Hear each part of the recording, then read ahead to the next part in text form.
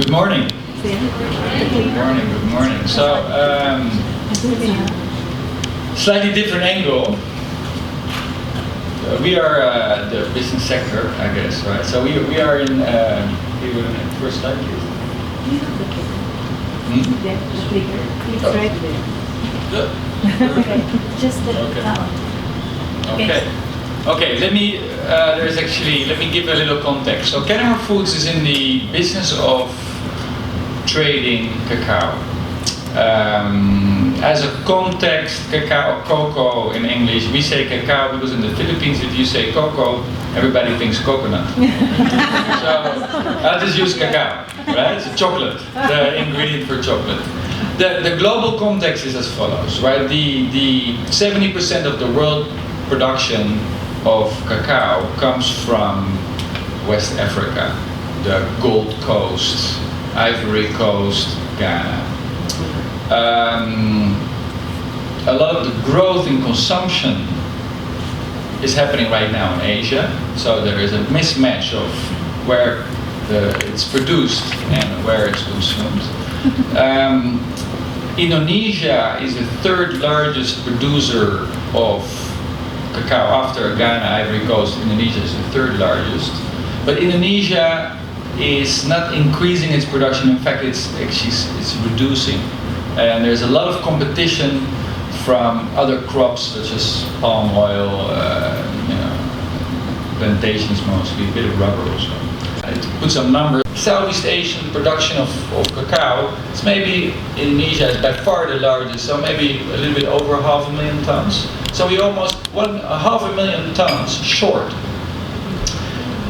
The Philippines, like some of the other Southeast Asian countries, but the Philippines especially, is a very nice place to grow cacao. Why? Cacao likes, it's fairly hands-on crop, so we like smallholders. It works really well in smallholder production systems. And we have a lot of smallholders in the Philippines. We like a little shade, because full sun, especially young cacao, does not produce well. And the ideal intercrop for cacao is coconut. If you have a coconut plantation of 1 hectare and you plant it, let's say 10 by 10, which is the typical planting density, you have 100 trees of coconut, you can put 800 trees of cacao underneath. You don't have to cut your coconut, you're just adding a crop, and actually for production it's ideal. Right, so the Philippines, we felt that the Philippines is a very good environment to grow production. We started off about 5 years ago to set up is there a pointer also? Yeah, there is.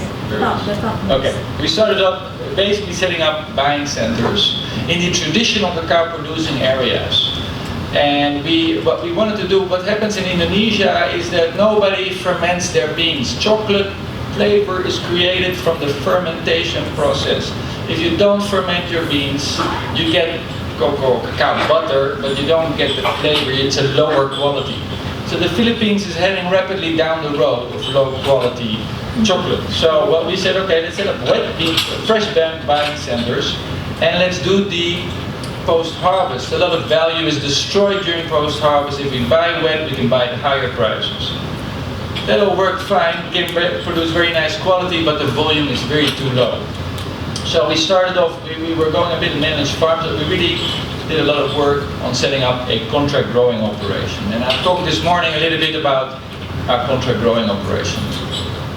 So the basic system, what we're trying to do is, in the Philippines, earlier I talked about these numbers, right? 400,000, 500,000 tons. The Philippines produces 10,000 tons. Right? So that put the context.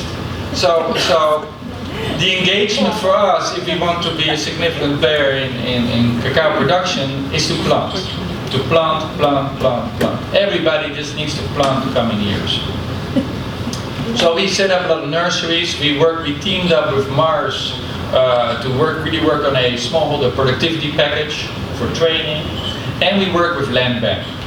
And so I'll actually go over all of these components. So this is kind of a summary of the components: financing, plant and material, training, M&E. We need to be sure that farmers are following the protocol, post-harvest, and a guaranteed buyback. And I'll talk a little bit later about the Cocoa Doctor Network, the way we organize our farmers.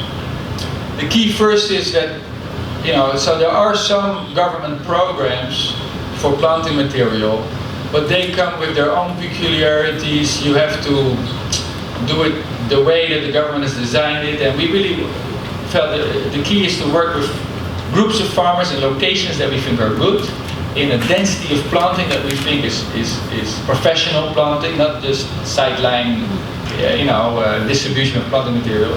So we really wanted to be a private-led initiative.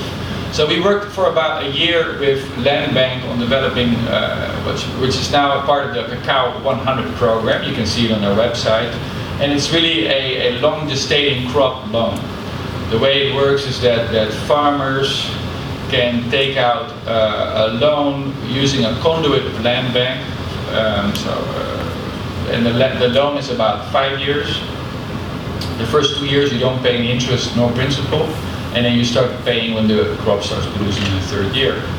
Land Bank is a wholesale financial institution, so we use conduit partner. The conduit partner can be a co-op, it can be a rural bank, it can even be an LGU. We work with certain LGUs on a plan now, pay later type of schemes. So just I want to highlight one cooperative. Ma'am Ellen here of La Mac in Cebu is sitting right there, and so they are a conduit of our program. So this is the first key, right? You cannot really have, so the loan should not just be for planting material, but also for fertilizer. Really need to put fertilizer in order to get these trees producing properly and get good yield. You need good quality planting material. So we set up a lot of nurseries. We have about 15 nurseries right now through southern Philippines. And training and supervision. Training, we've teamed up with Mars. We have a program where we train farmer leaders quite extensively. They almost get 5 weeks of full-time training over a 2-year period to really, we share the entire technology. And then M&E, the monitoring, really what you need to find out is if people are adhering to the program. It's not rocket science, but you need to prune twice a year, you need to maintain your farm, you need to apply fertilizer once a quarter. And if you do those things, we're pretty certain that you're going to have a good high yielding tree, and then you can repay your loan. And so we need to do a little checking on that. Post-harvest, as I said earlier, a lot of value is destroyed during the post-harvest process. So we'd like to really work with farm communities on ensuring that the quality is maintained. All our farmer communities get a guaranteed buyback. We buy everything that's food grade. So as long as it's not rotting or is, then we buy it, regardless of the size or the ripeness. The basic concept is this, right? We are trying to, if you do the interventions, if you apply the technology, if you use the good quality planting material and use a bit of fertilizer, you can do 2 tons a hectare. That's a significant increase if you compare it to the traditional cacao producing areas in the Philippines, the same also in Indonesia, about half a ton a hectare, right? And so this is actually, I think, a general message a little bit in smallholder communities. In smallholder communities, there's a lot of focus, of course, on price, and price is very important, but yield is an even more powerful tool to get people out of poverty. If you have a good technology, you can produce a proper yield, suddenly, there's a lot more to go around. And so I think the key really is, for us, it would be easier to work with less farmers that are producing twice as much.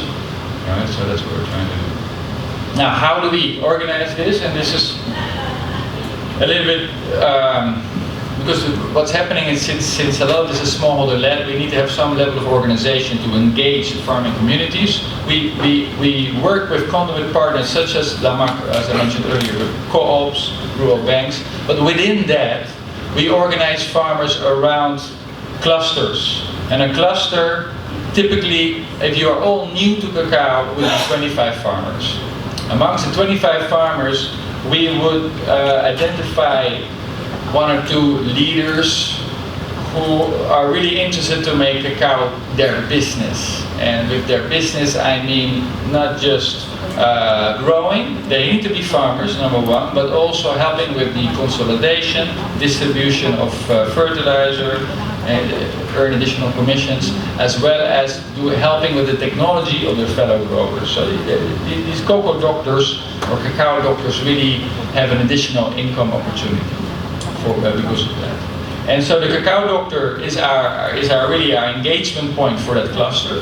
The Kennemer, we as a team put a support team for every 20 cacao doctors. Once a month, your cacao doctor visits your grower. You look at whether there's, the farm practices are being followed. Once a month, we have a meeting together with the growers and the cacao doctors to review how the growership is going. Then within that, we have, we group these. Every kind of 4 teams, we should have at least one buying center. Otherwise, the volume per buying center becomes too large. We started this program we started the buying centers in 2010. 2011, 2012, we started the lending program. Fairly small in the traditional areas. It's actually grown quite rapidly. This year we're planting close to 8,000 hectares. Next year, almost double. We've decided to focus on these areas. Why we like the south of the Philippines? Because climate-wise, we need kind of continuous rainfall or very short dry periods. And so these are the good areas for that. And so we're engaging more or less over the next 5 years 50,000 farmers through this program. Expected impact, so a coconut farmer, 1 hectare per annum probably makes about 30,000 peso, which is, what is that, $750 a year. So with the cacao on top of that, this is a combined income. At maturity, you should be looking at about 175, so an additional close to $4,000 a year. That is already net of that's the net proceeds, net of the fertilizer and other advances. So that has a significant impact on his income, close to 7x. So 50,000 hectares at 1.5. Actually, in reality, the farms are closer to 1 hectare per farmer, so it would be closer to 50,000. Those are the young trees, so after 2 years. That really concludes my presentation. I think kind of the messages for this conference, right? I think one of the things that we are learning is that what we've kind of had to do is to create the whole value chain in order to engage smallholder farmers. And I think social enterprises, when you want to engage smallholder farmers, you need to have a solution for every aspect of the value chain. That is also a solution that stays. So in other words, you can do financing, but it can not be one-off financing. It needs to be a follow-up financing and add-on financing. So financing is key, technology is key, markets are key, but they need to be long-term sustainable, present for the smallholder to be there in order for them to succeed. So I think that is kind of the challenge for social enterprise, right? Because it's hard in remote locations. Thank you.